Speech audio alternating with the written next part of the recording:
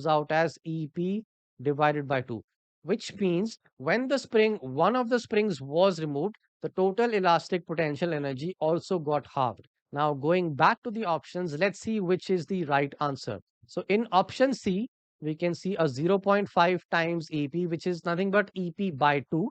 And that is why C is the right answer for this question. Work done as energy transfer. We already know the basic formula for work, which is F into S into cos theta. We also know this formula is only applicable when all the parameters involved are constant. So force, displacement, and theta, everything should be constant. Now let us try to define the work done.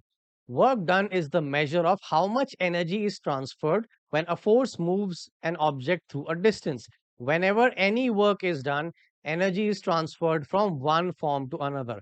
And this is the basic which you have to remember for every single question. Whenever a force does any sort of a work, it is energy transfer taking from one form to another. So, for example, kinetic energy can be converted to potential energy or vice versa. Or example, potential energy could be converted into thermal energy and vice versa. So, there are various forms of energy transfer that can take place. But do not forget the basics that whenever any work is done, energy is transferred from one form to another. So let's analyze this with a quick example. So here, look at this image. We have a bucket which is lifted vertically with a force of 100 Newton for a height of 5 meters. So the bucket is being lifted up by 5 meters. So we have to figure out the work done. Work done on the bucket, we are going to use the formula Fs cos theta. So the applied force is upwards, displacement is also upwards, so theta will be 0 degrees. So we'll write 100 multiplied by 5 into cos 0. That is equal to 500 joules. So 500 joules of work is done on the bucket. And according to this concept of work done as energy transfer, we can say work done by the woman transforms into the gravitational potential energy of the bucket. So the woman is doing a total work of 500 joules that converts into the potential energy of the object. In this case, the bucket is lifted up by a height of 5 meters. And that is why we discussed earlier that whenever any sort of work is done, it's an energy transfer taking place from one form to another. Let's try to solve another question based on this logic. So here we have a box of mass m. It is being pulled across a surface with a force F. The coefficient of dynamic friction is given, which means the surface on which the block is moving is rough. So we have friction.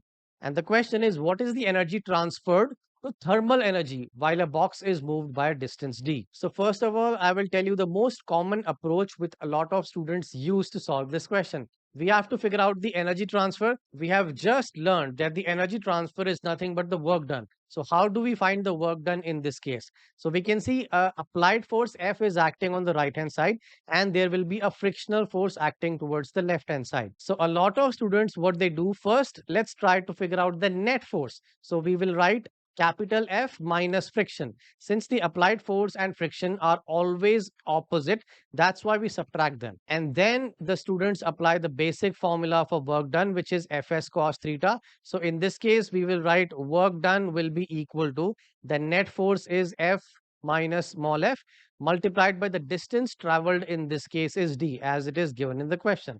So we will write d, and friction is nothing but mu times the normal reaction, and normal reaction in this case will be equal to the weight of the object. So n and mg are equal. Hence, we can write down the final formula for work done as capital F minus mu mg multiplied by d. And based on this, students pick option B as the answer. But there is a flaw in this approach, although the steps are correct. So this approach is wrong only because of a keyword in the question, and the keyword is here. They have said, what is the energy transferred but to thermal energy? Just try to use common sense. If a box is sliding on a surface, of course, the surface will become hot.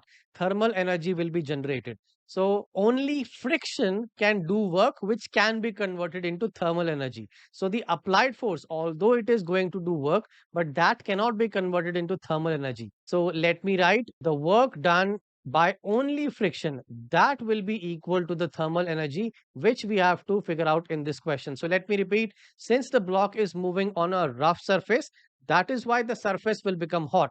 Thermal energy will be released. So friction is responsible to produce the thermal energy. Hence, we say work done by only friction is the thermal energy. And we will use the basic formula for work, which is Fs cos theta. So work done by friction will be friction F multiplied by distance D multiplied by cos 180. Now, why 180? Because the displacement of the object is rightwards, but the friction is acting leftwards. So the angle is 180 degrees. This will be equal to Q, where Q is the thermal energy.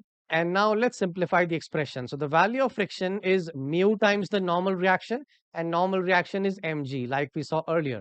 So friction is mu mg multiplied by the distance d. Cos 180 is -1. This will be equal to the thermal energy. Hence, we can write down the thermal energy which is produced will be negative of mu mgd. And if we look at the options, it is only in option C where we get the answer. Now, do not get confused by the negative sign. Negative sign is only to show that the energy is being released. But the question only wants us to find the magnitude of the work done or the energy, which will be option C in this case. Work energy principle. It states that the total work done is equal to the change in kinetic energy, which is final kinetic energy minus the initial kinetic energy. So according to the work energy principle, the amount of work done on an object is equal to the change in its kinetic energy. But there is a catch. This work done, this is the net work done, first of all. So it is the net work done by all the forces acting on the object. So we have to incorporate every single force which is acting on the object. So that work done.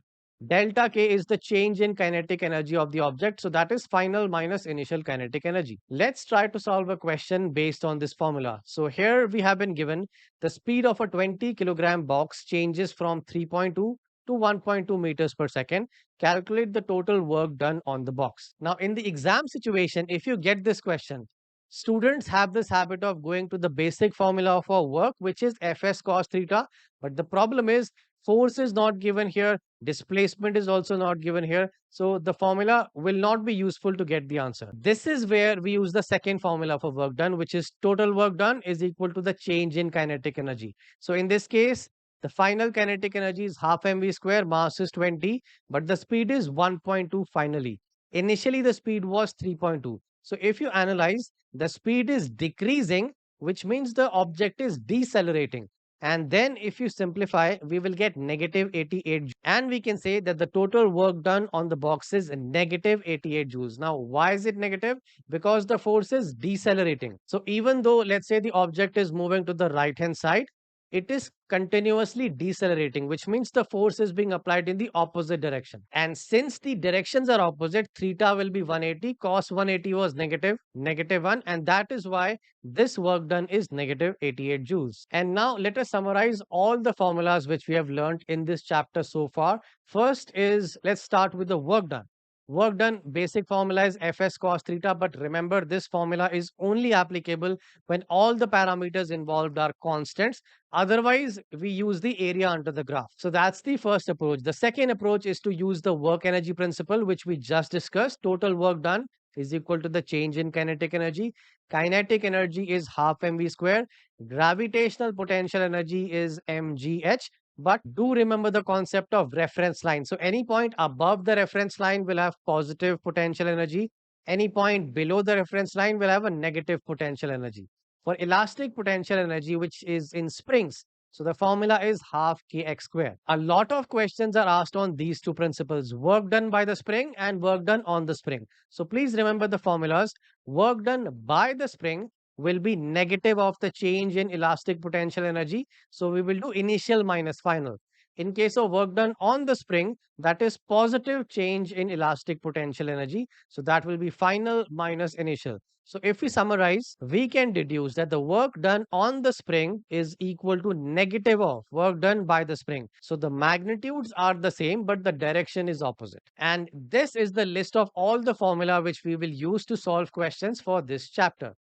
Here we have an object of mass 2 kilogram, which is having initial kinetic energy of 10 joules. It is coming to rest, which means this is decelerating. as it travels a distance of 3 meters along a flat, rough surface. We have to figure out the coefficient of dynamic friction. Now, there are various ways to solve this question. Either we can use the work energy principle, or we can use the Stewart equation or the Newton's laws of motion. So, let's solve this question using both methods. So, let me write method one using the work energy principle, which states that the total